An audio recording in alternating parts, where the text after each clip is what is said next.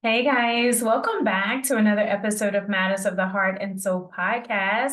This is Janie, Charlot, and Russell Bruce. Hello, everybody out there. Yeah, bringing you a new episode of Matters of the Heart and Soul podcast. So, we are talking about myths and realities of relationships. And we want to talk about that because number one, relationships is very, very important. It's literally the foundation of everything that we do. How we relate to each other and relate to ourselves is very important. Relationships are often a mirror, and it's so important to understand why we have issues in our relationships, whether it's communication, whether we're just not getting along, whatever it is. We need to figure it out. And we think it's so important to bring this to this podcast because we need to build strong relationships so that we can build strong families and strong communities. And that's important to us. And we like to talk about problems, but as always, we want to bring solutions. So we're going to talk about the myths of relationships, but then we're going to talk about the reality so that we can actually show with receipts what the reality really is. Okay. So the first myth, Russell, is that a woman is supposed to submit to a man just because he's a man. You know, we all know that, woman, submit yourself to the man, right? So I think that that is a myth, and I'll tell my part of that, but I'm going to let Russell talk about why he thinks it's a myth. Like, what is the reality of that? Yeah, I think a lot of times you just have a lot of these guys out there in the manosphere, and just seems like there's this civil war between men and women. And a lot of them just have this feeling that a woman's supposed to submit to them just because they're the masculine energy within the relationship. And for no other reason, even if they're not a, say, spiritually based person or religious, they still kind of roll off that same connotation. Like, they'll take a scripture and run with it like most people do. But, instead of both people submitting to one another, and they're really not submitting to each other, they're submitting to the God in each other. So as a woman has no problem submitting to a godly man, like a righteous man, a man who's holding it down, doing the right things, and he's submitting to God, and he's trying to better himself and be a better man.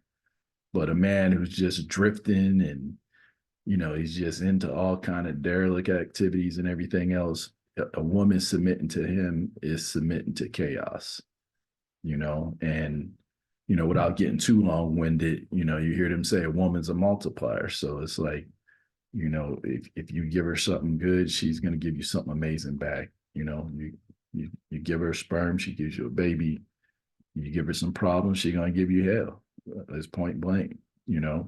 But I always say that, a well or properly loved woman is like having a genie in a bottle, because, she's going to bring you back tenfold whatever it is that you put into her.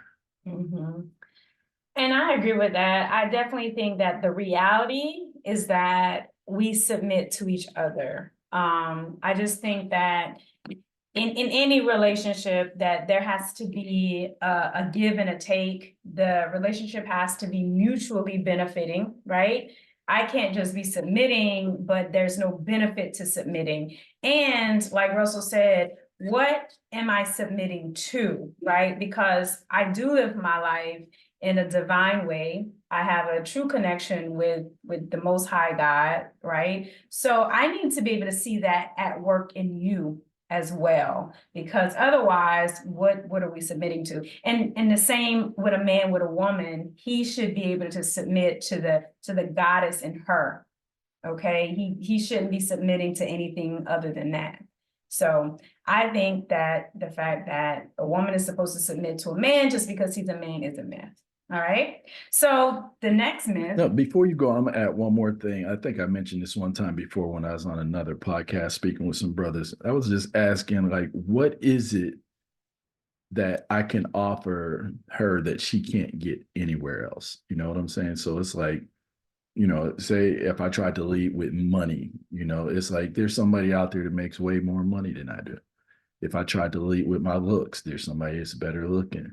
If I tried to lead with sex, there's somebody out there that could probably, probably, right? But anyway, it's like at the end of the day, it's like no one can beat me at being me, giving all of myself to her.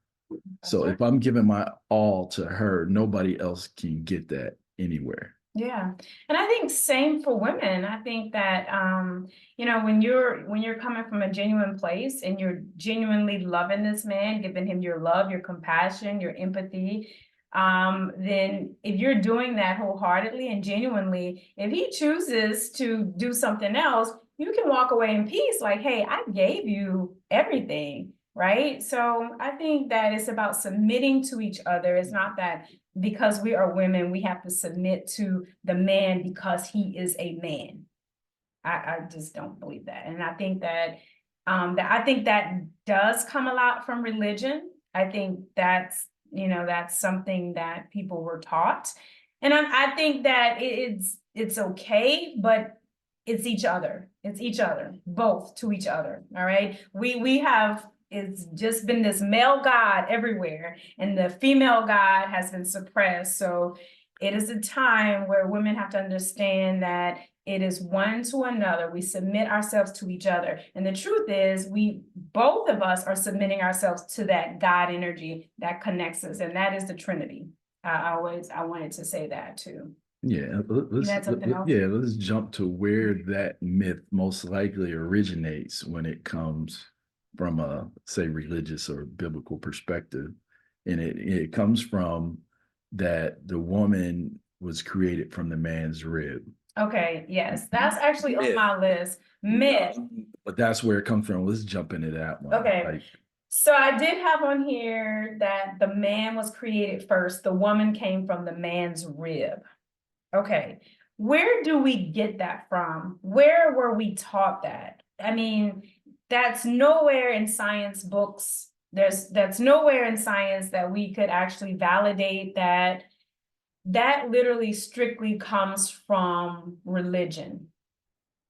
all right. And it comes from when the world switched from a matrilineal type society to a patrilineal society. So, and I'm talking about a lot of people of religion. You're going to probably hate me on this one, but just roll with me and reason. And I would love to have a dialogue on this one, because it's like if you look, you know, the woman carries XX chromosome, the man carries a X and a Y. So if you look at them, the Y is actually missing a leg or a, say, a rib. So if you want to take that and run with it and say, okay, the woman got the man's rib, so she has the full X and he doesn't. So is that literal, or is that just, you know, a figurative type thing? So, you know, let's take it a step further. When you study history, like, or anthropology, the further you go back in history, go back millions of years, you could look this up. The oldest fossil remains they normally find are that of a woman, because there was a point in time, the further you go back, millions and millions of years, all you find is a female species. You don't even find a male. And then coming forward, like, let's go to the Adam and Eve story. I always said I wanted to write an essay. Did Adam have a belly button? Because the thing is, it's like we all have a belly button, you know, because we had an umbilical cord there once that was cut from the womb of a woman. We've all entered into this space through the womb of a woman. So if Adam didn't, they need to quit putting a belly button in the artwork, because that meant that he didn't come out of the womb of a woman. And, you know, and then I asked somebody most recently this question, having this same discussion, like, so did the Most High start, say, the tiger kingdom off by getting a male tiger and pulling a rib from him to create the female? Right. What about the elephants and the birds? You know, Yeah. like, where does this story end? Yeah. And so you have to ask yourself, like, where does that come from? And I think And again, we're not here trying to change your beliefs about anything. We want you to do your own research. And if it resonates, fine. If it doesn't, come back when it does. But I do believe this can put so much of that, the man lead, and all that to rest, I think. On a just because Yeah, on a basis. just because, like, I think it's about skills and what works for your home and who's good at what and stuff like that. And it's not, we submit one to each other. And that's a mutual respect, a mutual understanding, a mutual love, a mutual appreciation for each other. All of that. I mean, it's one to another. So now, let me go back up. You had something else to add? Yeah, and I was just gonna say, like, why would the Most High create something as immaculate as the reproductive system and start it off by, but this time, just this one time, I'm gonna pull the woman from his rib, and after that, she gonna give birth. And then the whole thing about how the woman was cursed and her menstrual cycle and all this stuff was punishment. It's like, come on, man. It's like sometimes you could look at religion and look at it as, like Dr. John Henry Clark once said, male chauvinist murder cult.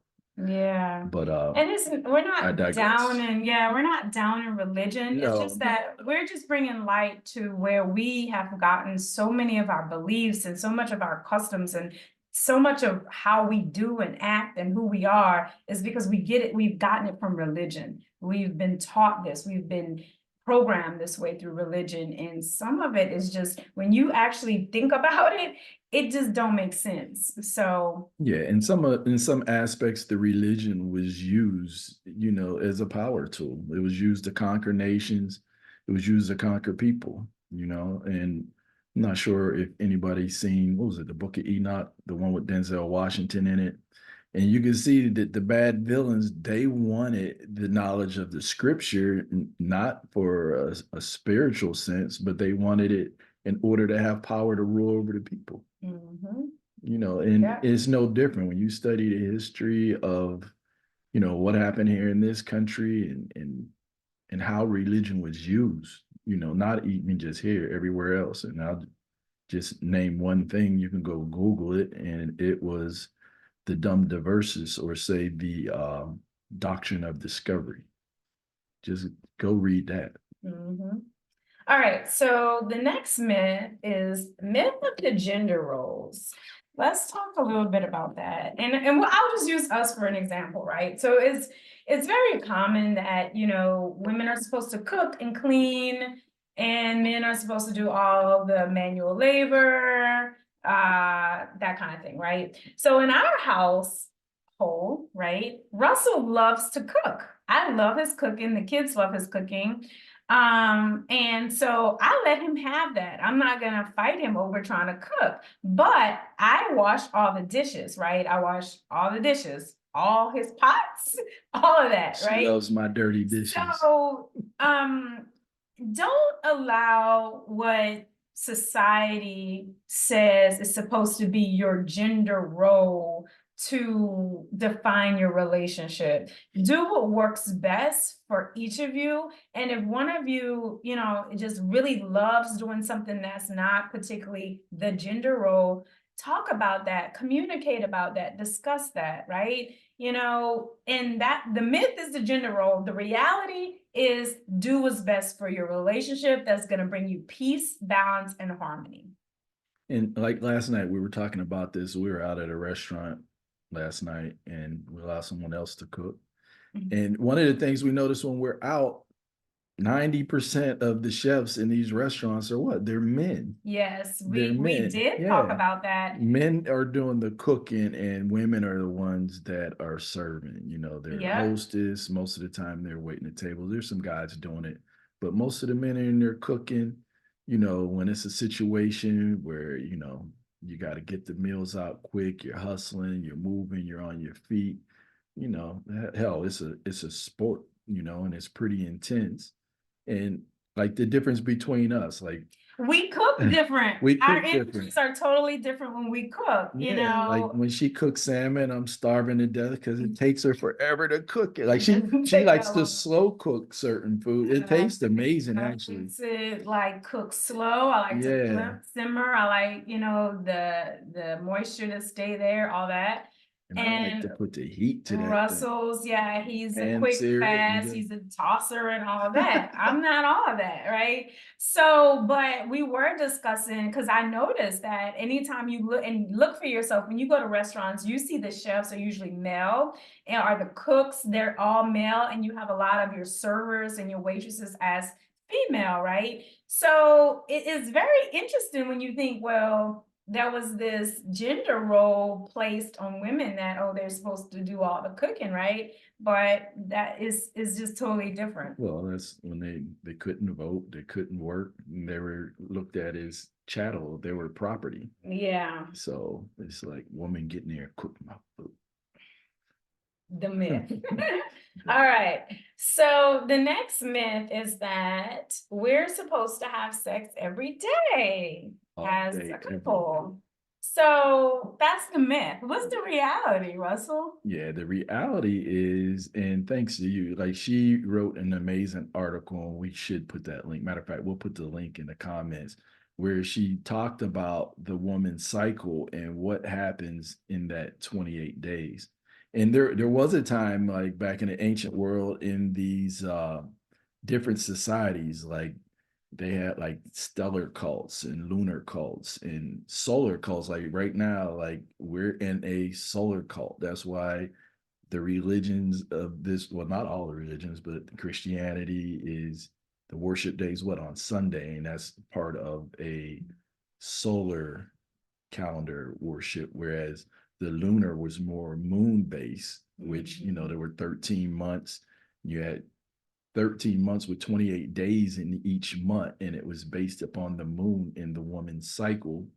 And that's where you get, the menstrual cycle. It's the moon astral cycle based upon 28 days. See how well I taught him? She trained me good. She trained me good, right? Got it done. So, and there's certain periods where they're hot and cold, and it's like knowing that, and there's some periods where they really want to be left alone, and they like their solace, and she wants to just be in the room reading a book and be in her own energy, contemplating on whether she's gonna keep me for another 28 days. So, okay, the reality is that women have cycles, and the cycle is a cycle. There's ups and downs, there's ebbs and flow, it's a wave, okay? Then why this is important in knowing that this is a reality is that this could really, it could really bring you closer to your partner. You could really understand your partner better, because you may think that your woman is just not interested in being intimate with you. She's never in the mood. She may not even know her own cycle. So know that, okay? It's something you both could learn about her. And it's so important because the truth is her body is for you. It is how you birth everything. So it's important to understand when she is fertile, when she is, all of that. So you may feel as a man that she's just not into you, she's never in the mood, but it's true. Women have cycles, and there's times when there's peak and she's always ready, and then there's times when she goes within, okay, and she needs to revert, to go back in. If you think about how we have 4 seasons, right? Exactly. That's a woman in 4 weeks. Okay, that's a woman in 4 weeks every single month. If you know when her summer is, buddy, you better be nice. And you know when the fall, and you know when the winter, and then you prepare again for spring and then the summer. So 4 seasons, she has 4 seasons literally in 4 weeks in every single month. It's not a bad thing, it's a beautiful thing. It's what makes us as women creative. It makes us fertile. It makes us be able to manifest for the relationship, for our children and families and everything. And when you understand it and when you connect with it, and when she can connect and you can connect with her, it's amazing. It's beautiful. So that's the reality, is that women have ebbs and flows. So, and you're not supposed to have sex all the time, because literally both of you are burning your energy, your prana, your life force energy, if that's all you're doing. Okay. That's a good topic right there too. But it's like some bro, probably most brothers know their car better than they know their woman. Yeah. You should study your woman like you study your car. I agree. And vice versa. You gotta know your man just the same. Especially you plan on being around for a long time or forever, ever. Yes. Forever, ever. So next myth is that a man is supposed to pay all the bills. Let's talk about that. So on this one, we actually looked up some statistics, because we want to talk about myth versus reality. Okay. So a man is supposed to pay all the bills. I'll let you speak on it, and then we're going to talk about some statistics in the United States. Okay. Right. By nature, and by nature, man should be a provider, a protector, and a producer. And, providing finance is one of those things, but it's not everything.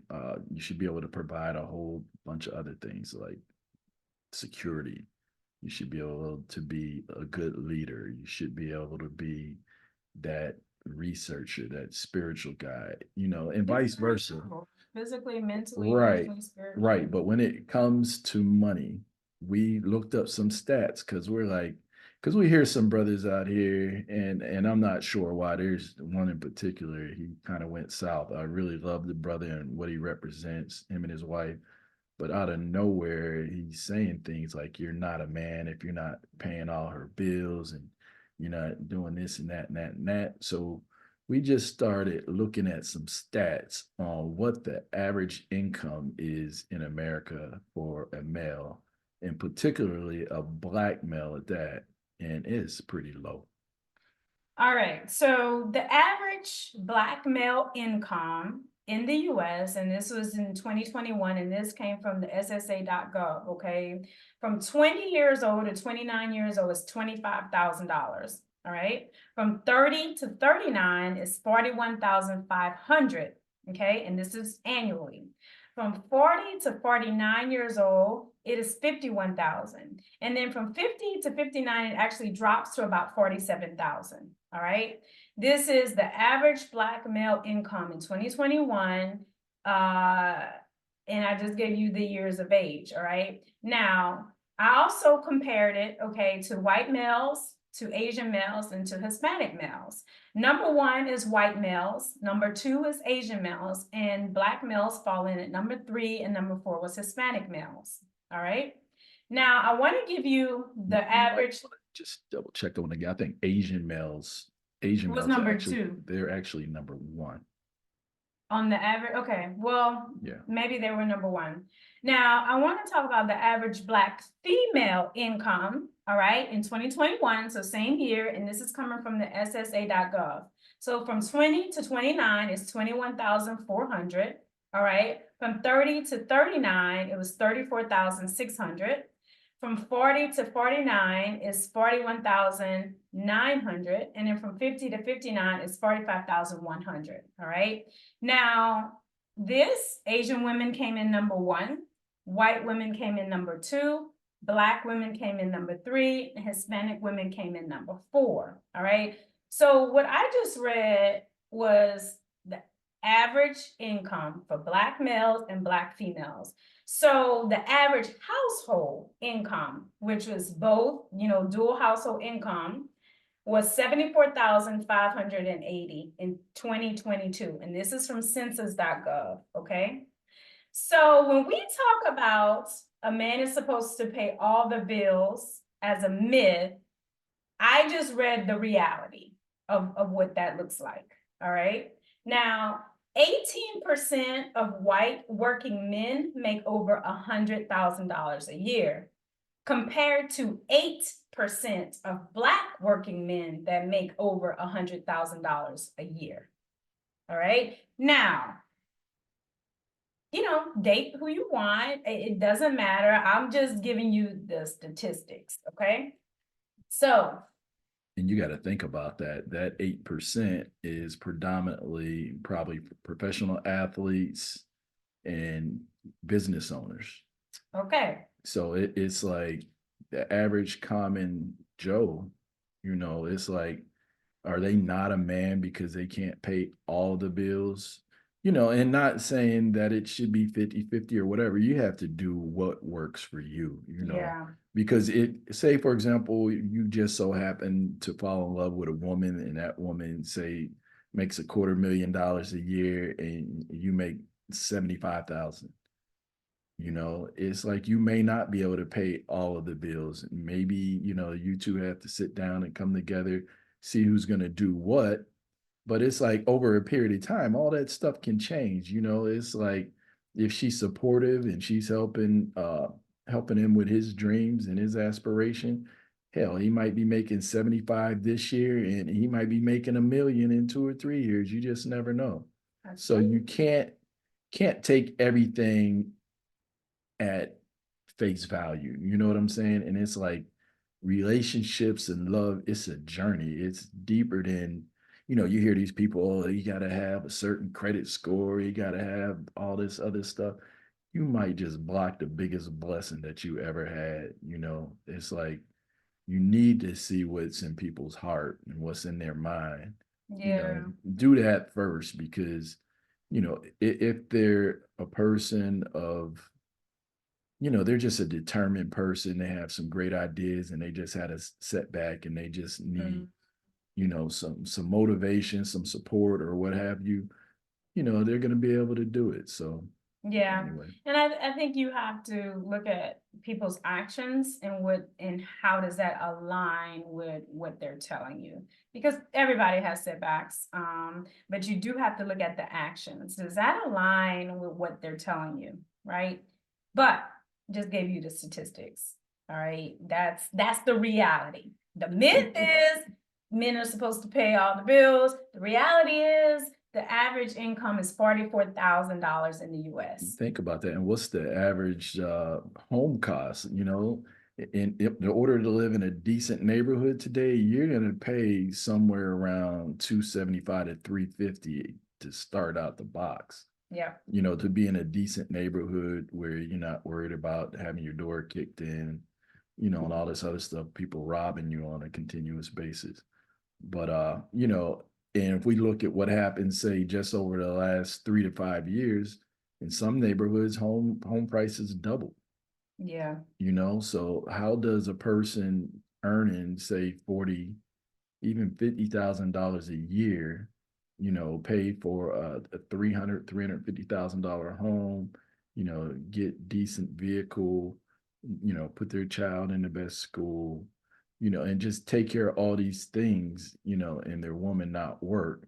Is that even being realistic?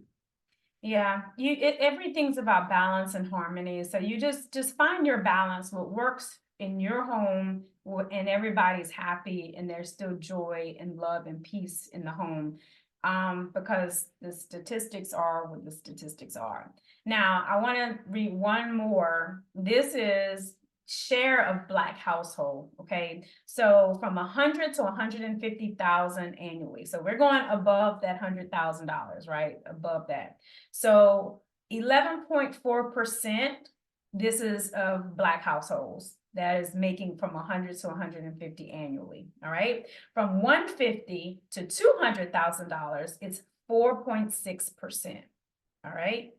Then 200,000 plus is 5.7%. All right. So it's really the top 10% that's making between 100 and 200,000 in the Black households. All right. And that's households. So that's most likely dual income. And one of the things we were actually listening to not long ago was that part of wealth building is coming together and being married. Exactly. In a committed relationship, because that is one of the fastest way to build wealth. Exactly. All right. So this is another reason why we have to understand the myths and understand the realities and build strong communities and heal ourselves, heal the trauma, put some things away and come together. All right. Yeah, and let me add this, because what's happening out there, and I see a lot of this. You see a lot of these $50,000 millionaires, living in a city like Atlanta, where it's kind of the Black Hollywood. So you have a lot of people who, they go get the Mercedes, they go get the BMW, they go get the big house, and they're making the $50,000 a year, and they've stretched themselves beyond their limits. And one little hiccup, say the AC unit goes out, or they have a car problem, or what have you, then we on GoFundMe, you Yeah. know, or like when the pandemic hit, it's like, how long could they really last if they lost their job? Yeah. So So, which this brings me to the next myth is expecting your partner to make you happy is the myth. Okay. The reality is that you have to make yourself happy. You have to come into your own happiness. When you achieve that, you will attract another mate that is in their happiness. All right. So nobody is here to make you happy. You have to figure that part out on your own. And that requires soul searching, deep healing, all of that. When you align and vibrate in that happiness and that peace and that love, you will be in alignment to attract a mate that is also in that same vibration. yeah, there's nothing more attractive than a person that you meet that's already happy. Yeah. They're always smiling, they're bubbly, and you could feel their energy. They're electric. Yeah. Versus, you have the beautiful woman or the handsome guy who they're constantly walking, mean mugging, like the world did them dirty, and people fall in love with these kind of people, and they're not really happy people. Yeah. And one thing, remember, everything's a mirror in the relationships. It's about relating, it's about mirroring. And we often mirror who we are to our partners, right, in relationships. So you have to also know what this relationship is for you. Is this relationship to help you see your wounds and help you heal? And that's all the relationship was for. Is it a soul relationship? Is this a relationship of purpose and mission? Is this who you're going to reveal your purpose and mission? So know why these people are in your lives. When people come into your lives and you get into relationships or even want to get into relationships with them, why? What is this person revealing to me? All right, because not all relationships are meant for the long haul. Some of them are short, some of them are to teach you, and some of them are for purpose. So you have to understand that part as well. And I think some people going into the relationship know damn well they're not in it for the long haul. Exactly. And don't play games out here. Don't be playing games out here. Go out and heal those wounds and don't waste people's time. Sometimes you got to spend some time alone to work on self. Yep. All right. So the next myth is having unrealistic expectations. Yeah. And so it just, that's a good way to sum up everything we talked about, because there are some unrealistic expectations. Yeah. And I was just thinking about something else we didn't touch on when we're talking about the sex, like the man who wants the woman to have sex every day or whatever. As a man, you should not want to orgasm every day. Mm-hmm. Even if you did have sex every day, God bless you. But if you were to ejaculate every day, that is your life force energy, and you understand why you get tired, because that life force energy, if you were able to hold it, say for a week, 2 weeks, 30 days, or what have you, you actually heal your body.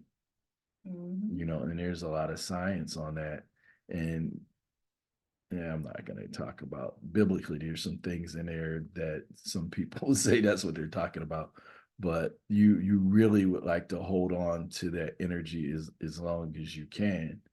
because a lot of times that's another reason why, like in the book, Napoleon Hill's book, Think and Grow Rich, why a lot of men don't reach success until they're like in the late 40s, 50s, because they finally slow down from chasing multiple women and just having a whole bunch of They extracurricular transmute that sex. energy. Right. They transmute the energy into businesses, into success, things of that nature. And they tend to hold on to that energy a lot longer. And 9 times out of 10, there's always a woman that is their motivation. Mhm. All right. And then the next myth is we call it 3D versus 5D, right? So the 3D myth is that every relationships are supposed to be about everything you can achieve, right? So it's like getting that house, getting that car, putting your kids through the best college, everything that you want to achieve. But the reality is that our relationship should be evolving into deeper and deeper meanings, more purpose driven. Okay. That's the reality, because if you are go-getters, if you're two go-getters, you're going to be checking those marks off your list quick, right? And then what? Yeah. You haven't cultivated any depthness to that relationship. You haven't really gotten to know each other. You haven't uncovered true purpose, true meaning on why you're here, right? Because even in the physical, that stuff is limited. So what is the eternal part of your relationship? What is the infinite of your relationship? It's this spiritual side of it. It's the mental, spiritual side of it. And like I say, we do a lot of like research, on things to help maintain our health, to maintain, our sanity, to grow businesses, to get closer to the most high, so we do those things. And every day we're coming up with new information and new things that we share with each other. So it's like every day she gets a new man, I get a new woman, and it keeps it hot. It keeps it spicy because we have a lot to talk about. Mhm. We never have those dull moments. We're not the couple that goes out to eat that you see sitting there and they're not talking to each other, or they're just both into their phone, or they're staring at other tables, looking at other people because they're not into each other. Well, and it's because there's not a deeper commonality there, like it's true. Because if people are out and you have nothing else to talk about, why is that? Like, why is that? There's a disconnect somewhere, and you want to try to figure that out, because if you're with somebody and you can't share your deepest moments, your happiest moments, your fragile moments, are your deepest passions with this person, there's a disconnect. If you feel like you have to go outside of that relationship to do that, it's a disconnect. It really is. And if you're only together with them because the sex is good, something like that. If you 3D. Yeah, That's if another you're if 3D. you're if you're having sex longer than you're sitting down talking, you're in trouble. It's not gonna last. Like if one of you think it's gonna last, it's not gonna last. It's like you're gonna spend more time talking to And one another. yeah, and I think the communication adds to the intimacy. I mean, times 1,000, because you're so deeply connected to this person. When you're intimate with them, it just takes it to a whole nother level. So if it's strictly just physical, again, 3D, if the intimate part is strictly physical, and what I mean is strictly sex, there's no love, there's no compassion, there's no intimacy there, it's gonna fizzle quick. And that's something you can get anywhere. That's true. That's true. That's something you can Yeah, get. that's like, So when you get bored with that person having sex, you're gonna want to go have it with somebody else. And it's just gonna be a revolving door and it never ends. But if you want something substantial that's gonna last, it has to be built upon principles that last. And that is a spiritually based relationship. And she's saying 3D and 5D, that's dimension. yeah, In 5D, is you that know, deeper connection, that right. deeper intimacy, that purpose-driven relationship, that we're here for a purpose, we're here for a mission. Let's figure what that is. Where 3D is all about what you can get and what you can achieve, 5D is more about what can we give to others. Exactly. And as a collective unit together. Which brings me back to the next myth I want to talk about, is that vulnerability is weakness. I think a lot of men think that at work, we're actually, as a company, taking that Brene Brown course. I forgot the name of it. Dare to Lead. Yeah. Mm-hmm. And we're talking about vulnerability. And I think a lot of men that came up, like they felt as if being vulnerable was a weakness. But, and I was telling them, as a young guy, I felt that same way. But, where I am now, I realize it's actually a superpower, because to the level that you're able to be vulnerable and to be transparent and to be able to lead with your heart, that is the depth in which you'll be able to experience a relationship with your woman, with your children, with coworkers, what have you.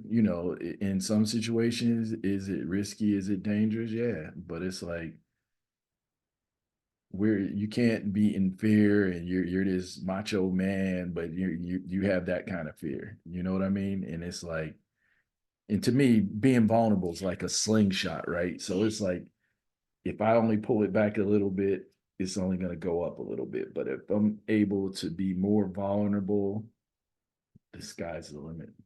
And I don't even think it's risky.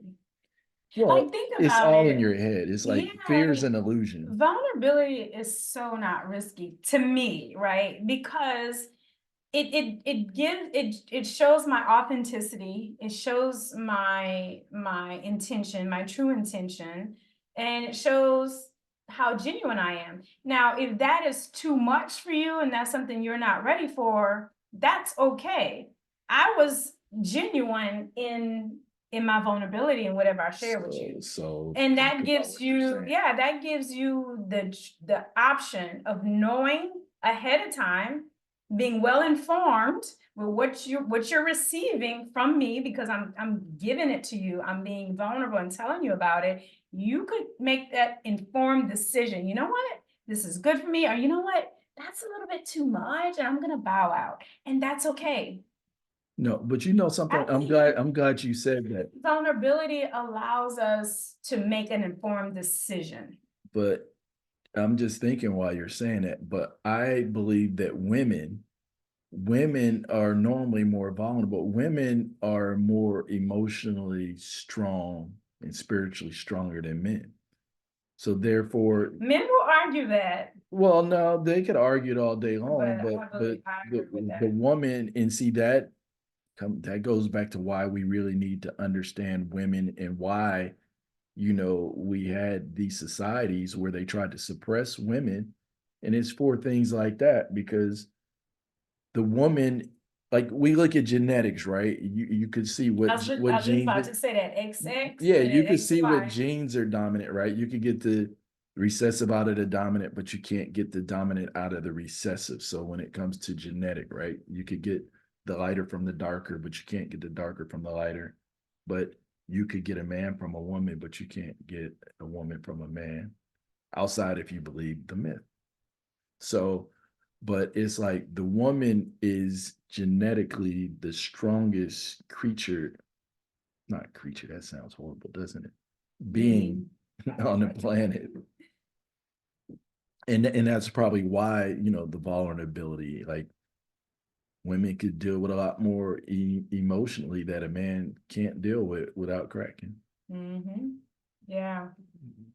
And I think we really have to understand this more, so that, again, we can have good relationships.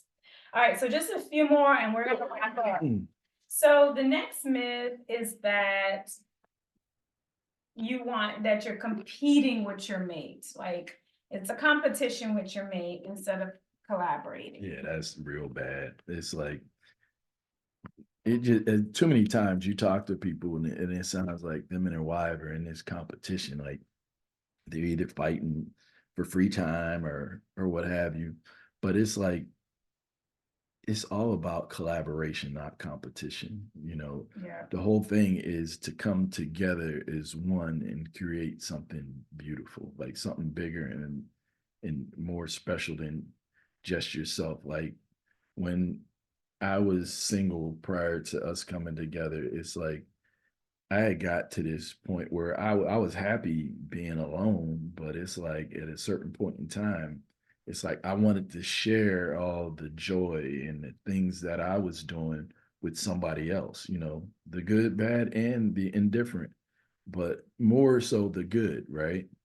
And to come together to share someone else's the good in their life and to be there, you know, when they need a shoulder to cry on or somebody to lean on, is like that's the most beautiful thing in the world. And to be able to allow that overflow to go to your children, to your community, into the world, that's our mission, and that's what we're out here trying to do. Like some people may go feed the homeless on the weekends or what have you, but every day we try to feed people's heart, mind, and soul with the things that we do.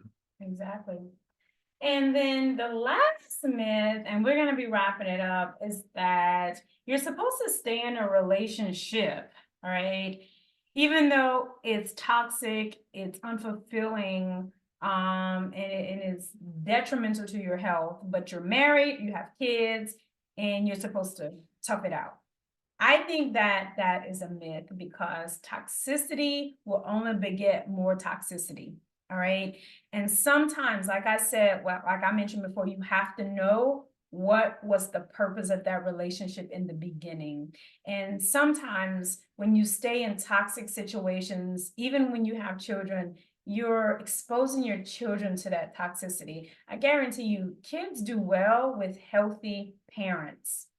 All right, they do well with healthy parents, but if you're trying to stay in a toxic relationship because you have children, your kids will feel that tension in your home. They will feel that unhappiness. They will feel that loveless environment. So I think that's a myth. I think that sometimes you have to go your separate ways. Not all relationships are meant for the long haul. And sometimes we end up having children in relationships that was not meant for the long haul, and that's okay. We have to know when it's time to bow out gracefully and say, you know what, we tried, I wish you love, let's do what we got to do for these kids, and let's move on, both happy parents, so that we could rear happy children. So that's my 2 cents. Yeah. And that doesn't mean don't try, right? And that So, doesn't mean don't yeah, try. I mean, I so think you should yeah, definitely do try, use all counseling, your do resources. counseling, But if do it all just, that, but sometimes you can't put a square peg into a round hole, no. and if it's not going to work, and life's too short to be anything but happy, and I'm talking about that's a true statement. And I think it's a part of, like I said, the 3D relationships that are burning out right now. And we're moving into the 5D, where the 3D was based on all the material things and all the check marks, all the achievements that we could do together. And it's moving into more divinely purposed relationships. How can we build purpose? How can we come together? How can we heal each other? How can we grow this? So that's it. Yeah, and the relationship once again should be bigger than just me or just us. Yes, I agree. It's about our family, it's about our community, and it's about so much bigger. trying to contribute to the change of the world. Yeah, Make it different because we were here. exactly. Be the change.